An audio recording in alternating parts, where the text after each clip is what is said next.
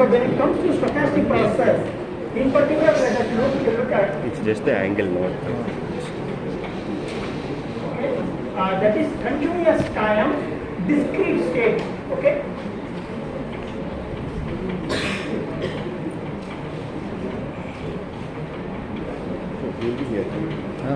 But it is also valid for continuously and discrete time. I'll come around 11:30 with laptop and. That doesn't matter. You will now look at only continuous time stochastic process, which is given as x of t greater than or equal to 0. So, yeah. So now we want to define processes which are stationary, which means that whose the statistical quantities do not change with respect to time. That is what we want to check. First, we have got different kinds of stationarity that are being defined. Just as the way we have got other kind of convergence being defined. One is strictly stationary. Strict sense stationarity. Another is wide sense stationarity.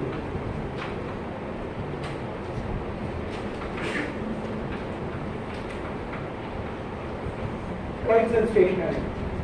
Strict sense stationarity is more for mathematicians to be correct, because they put a condition which may not be obeyed by many physical process which is of interest to us engineers. But wide sense stationary is a little relaxed one. Okay? But many processes of interest to us obey this one, so this is good enough. So what happens here is that x of t, if you fix t, it is a random variable. I will just put x. So this is the CDF of x at the time t, the random variable x of t. So this is the CDF. If this, okay, is the same of the CDF after some time shift, that is for any given time, okay, t or t plus tau or so on, the CDF and hence the density function does not vary, and for any given tau, then it is called strict sense stationary. That is the characterization, okay, density function or the CDF at all time or the same, then it is called as a strict sense stationary. In the case of wide sense stationarity, it is if the following condition obeys. One, expectation that x of t is the random variable at the time t. So it's any time t. If it is two time points t1, t2, then we have two random variables, x of t1, x of t2. Okay. In the case of wide sense stationarity, if you find expectation of x of t at any given time t, okay, so this, if you write it as mu of t, mu for expectation, then this is independent of t.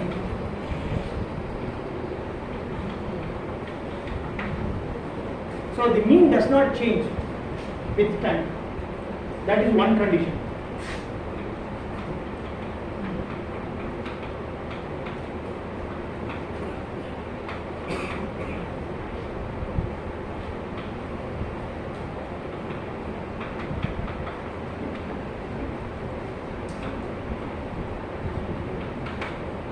That is x squared of t expectation, which is the second moment of the random variable x of t, and it is finite for any given t.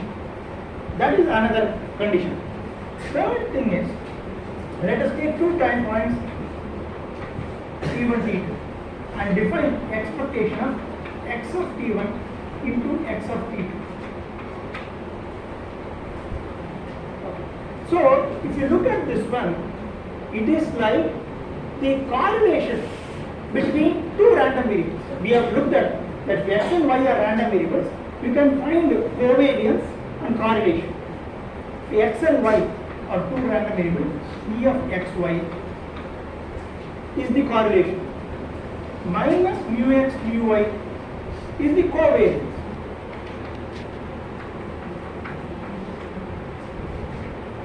The same definition we are using it, but only thing is, it is a stochastic process.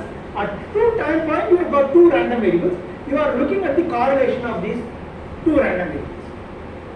Similarly, you can also define the covariance of a stochastic process at two different time points by subtracting mu of t1 and mu of t2. So this can also be different because you are picking up two random variables, that is at two different time instants of the same stochastic process. We call this correlation as an autocorrelation. Auto means correlation between itself and the same, but only thing is two different time points. So that we are giving a notation R of T1 comma T2.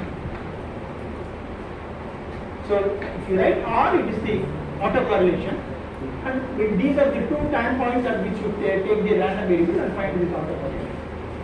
So the third condition is that R of T1 comma T2 should be a function of the time difference. That is T2 minus T1 or T1 minus T2. So it only depends upon the time difference, not on the absolute value of T1 and T2. If this condition is obeyed along with these things, then it is called as a WSS or Whiteson stationary stochastic process. So these are all what we insist for a Whiteson stationary stochastic process. Okay. To check whether, to give an example of WSS process, we take a very important process called as a random telegraph signal. Okay. So this process is something, it actually has its name indicates, it's like a telegraph. It is used when you send a telegraphic signal. It can take only two values. In telegraphs you have got dit and dash and so on. So that is being coded as two values in using a physical variable, and then you transmit two different frequencies or two different voltage values and so on. So that is how it is. So at any given time it can take only two values, and it can change. It is defined at all times. So for without loss of generality, you will tell x of t can take a value plus 1 or minus 1. These are the values it can take. And it's of such a nature that probability of x of t equal to plus 1 equal to probability that x of t equal to minus 1 equal to 1 by 2. It means that it takes these two possible values with equal probability. So at any given time, if you look at x of t, it can take one of these two values and with equal probability.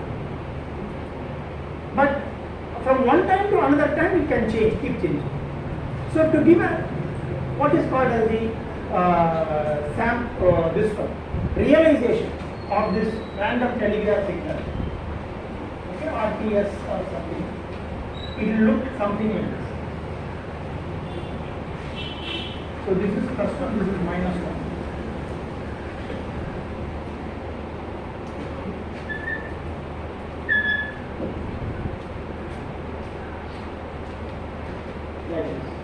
So it takes this or this, but it switches randomly at some point, and then this is one sample. It's also this is being used. Realizations are sample part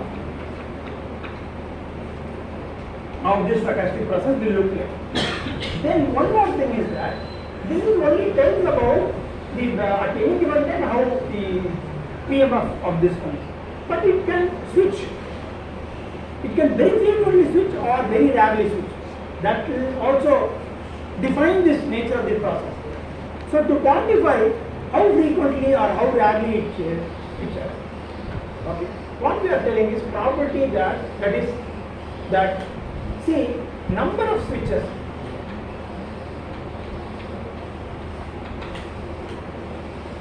in a time interval of duration tau, that we will call it as n of tau. That is, you take one time point, you take another time point, okay, and then of interval tau. Then you look at the number of times it has switched. 1, 2, 3, 4, etc. 4 switches are there. And for this probability, this is what we call as the number of switches in a time interval term. So that is independent of that this time interval or something. Whether this one or you shift it and have this characterization, the actual number of switches will vary. That depends upon the sample path. Different sample paths are possible, but the probability that n of t is equal to n. For this random telegraph signal, this is a Poisson random variable with a rate lambda. That is, it is e power of minus lambda tau problem n by n. This is how it is. That is, for it to have 3 switches, it means this is you have to plug in 3 inches. 5 switches, you have to plug in 5 inches. Lambda is the rate at which switching occurs. That is this parameter.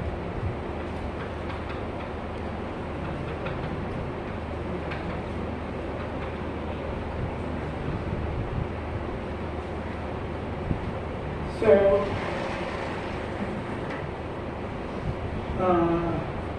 what I will do is we will start our this one. We will stop and we will start our